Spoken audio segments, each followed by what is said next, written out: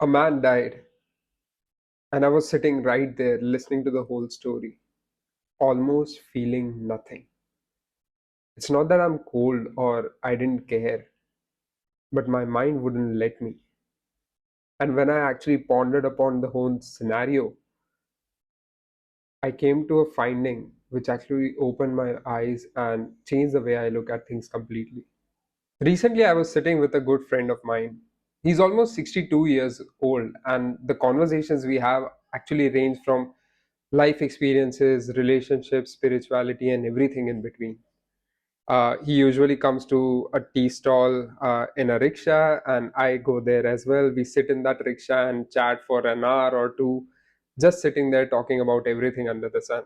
In fact, jokingly, we also say that, like, what if a camera was, inside this rickshaw? It would have made some very, very absolutely deep and amazing podcasts. So the last time I went and saw him, we were sitting at the rickshaw. We were meeting after a long time, and he relayed this incident that had happened recently.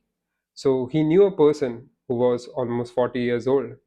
So this person was, they had a drain at home, and he was thinking to cleaning it one afternoon. So he must have seen some ad or some video where a chemical is being used to clean the drain. And what he did was he purchased that chemical, he brought it home, and started cleaning the drain. Right? Normally, he saw the video and he started following the steps. He was not aware of the repercussions of what that chemical can do, etc. Nothing. He was just cleaning the drain.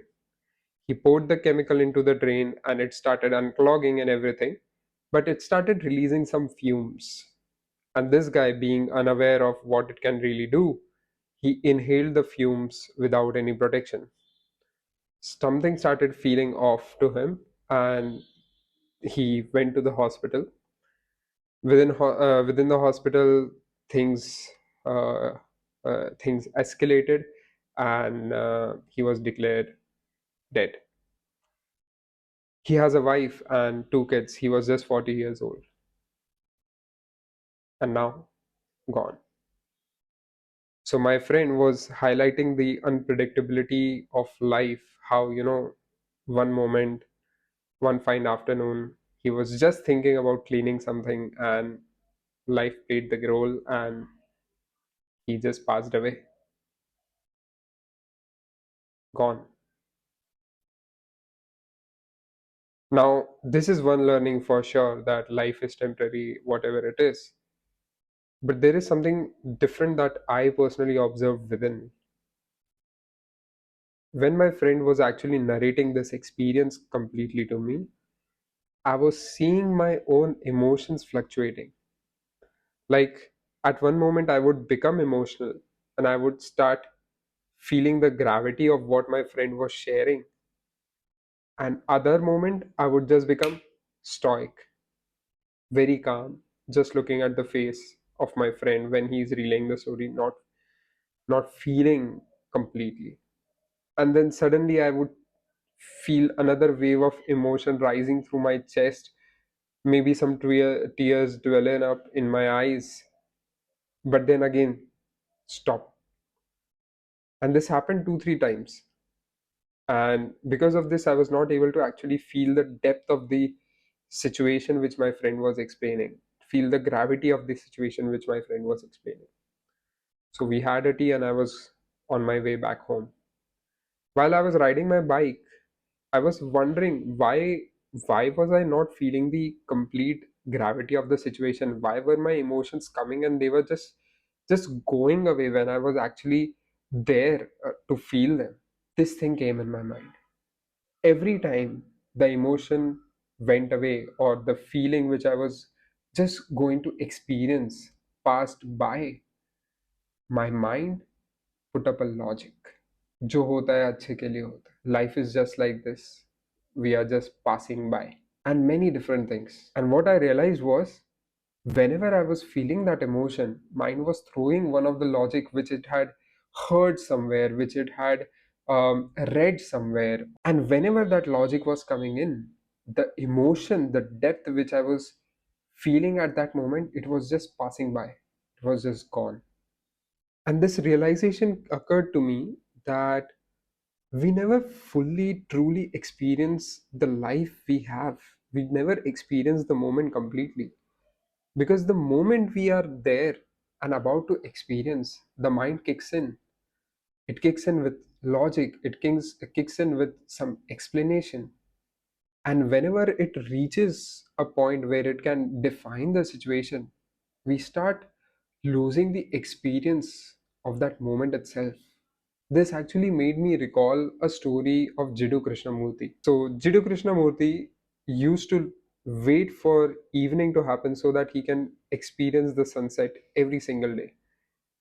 Every evening, he would walk alone to this spot, take a look at the sun, and really enjoy the sunset. He would enjoy the complete experience of sun setting down. One fine day, there was a guest at his stay, and the guest requested the staff that he would also like to accompany Jiddu Krishnamurti. And after some arrangements, Jiddu allowed him to come with him. And they were walking by. The guest was constantly talking to him, but Jiddu was just being quiet. And they reached the place where usually, the sunset happens, the sunset point, so to say. And Jiddu was looking at the sunset, which he had looked at maybe hundreds of times, right? Because he used to go there almost every day. And even when he was looking at this sunset, tears were flowing out of his eyes. When he was immersed in this experience of complete joy, these were tears of joy. The sun was setting in, it was all orange, and then suddenly it turned pink, and then it felt like the sun was just melting away into nothing. The guest, on the other hand, was looking at the same sunset. After a moment or so, he just looked at Jiddu and said, "Wow, what a beautiful sunset." Jiddu turned towards him, furious, looked at him, and said, "How dare you call this a beautiful sunset? How dare you use the word beautiful? You use the same word for your wife, for a painting, for a chair. What do you even mean by beautiful? What do you even mean by this word beautiful? And how can this one word encapsulate the whole experience which is happening to you in front right now, happening in front of you right now?" Jiddu turned away and furiously walked back and told his staff not to send anyone with this for this particular experience anymore. So, in one example, where it was my personal example, and I shared that the situation was such, my friend was relaying a very grief story, and I was listening to it, and my emotions were fluctuating. And the thing is that mind was trying to capture it all by putting some logic or some words. And in this example, also, when the guest said it's a beautiful sunset, it took away the complete experience of the sunset and packaged it into something as beautiful sunset. And that's when the package was completed, the mind felt like it knows it now. And when it starts, like when it assumes that it knows, it stops letting you experience it. So whether it is something as uh, grave as death or something as simple as a sunset, the mind, what it does, it tries packaging it. It reaches for a label, puts it on that experience, and brings you out of it. And it's not because you chose to stop feeling something. It's just that mind is a very efficient machine. It is not a villain.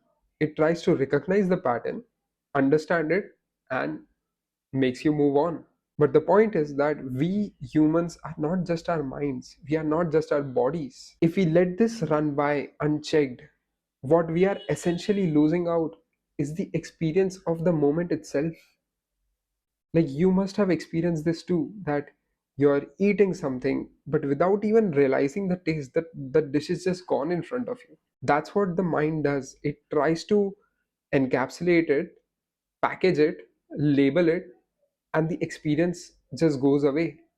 And because of that experience gone away, the moment of your life being experienced is gone with it. All that remains is just some logic that, oh, I saw a beautiful sunset or I had a great dish, but the experience of it is somewhat missing. And this is not a small thing that we are talking about. This is a part of our life. So the question arises, what should we do? Well, we can't fight the mind, right? But what we have to do is consciously just be aware when this happens. Whenever next time you're listening to something, when you're watching something, or whenever you are eating something, instead of labeling it as tasty, beautiful, good, bad, sad, ugly, whatever, whenever mind tries to put a label on it, just keep it aside and try to be with the thing. It's like doing push-ups. You won't be able to do 50 push-ups in a single day, but you can build your capacity.